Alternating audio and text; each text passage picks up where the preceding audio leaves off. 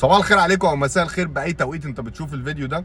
وسط بقى ان احنا قاعدين فاضيين وفي اجازه ومفيش ماتشات ومفيش اي نشاط كروي بيحصل الا طبعا ما عدا الدوري المصري والقطايف ده هيفضل شغال معانا كتير. فانت كل اللي انت بتتابع مثلا الفريق بتاعك اشترى مين، جاب مين، النادي اللي انت بتشجعه جاب اضافه مين، اللعيب مثلا اللي انت بتتابعه راح فين، جه منين. وسط كل ده احنا بنكتشف او بنلاقي ان الانديه السعوديه دلوقتي بتعمل ثوره فعلا في تاريخ الكوره العربيه وعلى مستوى الخليج تما. بعد ما اتفاجئنا بانتقال رونالدو في شهر يناير لنادي النصر السعودي، في مفاجاه طبعا كانت للعالم كله مش للعرب بس، مفاجاه مدويه. دي كانت بدايه الانطلاق للانديه السعوديه. صندوق الاستثمارات السعودي بيعلن ان هو بيدعم انديه معينه بعينها ان هي تستثمر في الرياضه الكرويه، من ضمنها الهلال السعودي اللي هو قدر ان هو يتعاقد مع روبن نيفيز اللي كان هدف لبرشلونه، لا قدر ان هو الهلال السعودي يجيبه. وخليدو كوليبالي اللي هو كان او مازال من احسن مدافعي العالم، وجايبه منين؟ جايبه من تشيلسي. يجي بعد كده نادي النصر يعزز بعد ما جاب رونالدو، بيجيب بروزوفيتش من احسن لعيبه نص الملعب من انتر ميلان بعد ما العقد بتاعه انتهى، وبرضك كان هدف لنادي برشلونه. ودلوقتي حاليا بيخلص في حكيم زياش او رياض محرز، لسه مش عارفين. يعني انت متخيل؟ سامع الاسماء اللي انا بقولها لك دي؟ سامع؟ نيجي بعد كده عند الاهلي اتعاقد مع مين؟ روبرتو فيرمينيو بعد ما عقده خلص مع ليفربول. ومين تاني معاه؟ ادوارد مندي احسن حارس مرمى في اوروبا السنه اللي فاتت مع تشيلسي والفايز بدوري ابطال اوروبا. سامعين يا جماعه؟ سامعين الكلام؟ وفي كلام بقى تاني بيحصل ان هو ساديو ماني هيروح، وسيرجيو راموس، وديفيد دخيا لسه فاسخ العقد بتاعه مع مانشستر يونايتد وغالبا هو كمان هيروح، ورياض محرز. ويعني حاجه يعني مش طبيعيه. يعني انا لو بلعب فيفا مش هصدق اللي بيحصل ده. يعني انا لو بلعب فيفا مثلا وجايب نادي النصر او واخد نادي الهلال، صحيح نادي الاتحاد احنا نسينا ده، جايب بنزيما وكانتي. بنزيما احسن لاعب في العالم مازال لحد دلوقتي، لحد ما الجايزه تتعلن. ونقوله كانتي، يعني مش عارف اقول ايه والله.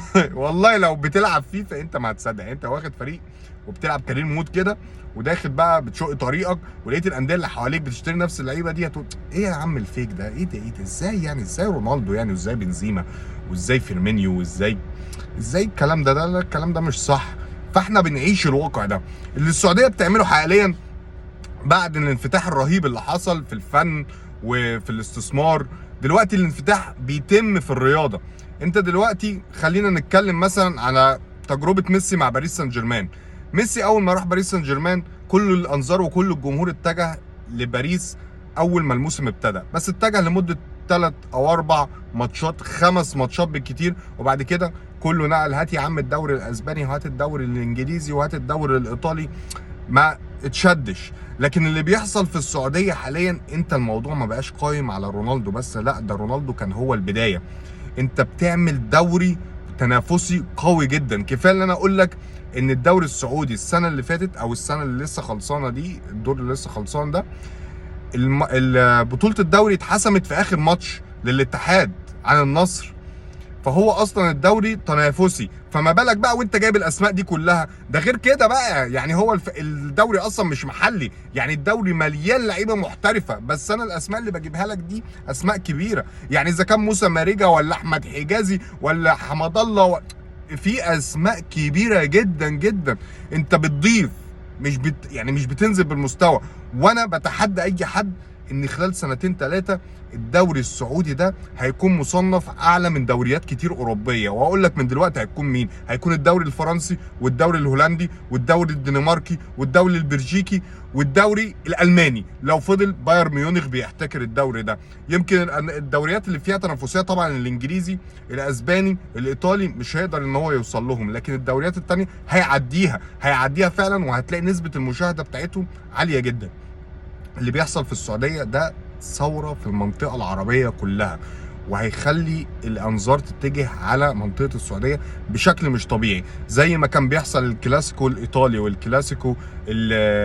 والكلاسيكو الاسباني في بطوله السوبر لما كانوا بياخدوها وبتتلعب هناك، ودلوقتي بطوله السوبر المصري كمان هتتلعب هناك. لا، ده الانظار هتبقى متجهه طوال الموسم بسبب اللعيبه اللي راحت دي، ولسه في لعيبه تانية هتروح. اضطر استاذن بقى عشان انا في ماتش مهم لازم اروح اتفرج عليه في الدوري المصري، واتفرج على لقطات وقفشات كابتن محمد مجدي قفشه وعبد الرحمن جبنه ومصطفى سعد ميسي ومحمد ابو شقيشه وعبد الرحمن اجويرو، ودنيا جامده جدا يعني. سيبك من السعوديه واللي هي بتعمله، احنا عندنا هنا اصل المتعه يا بيه، اصل المتعه. تعال اتفرج على الدوري المصري.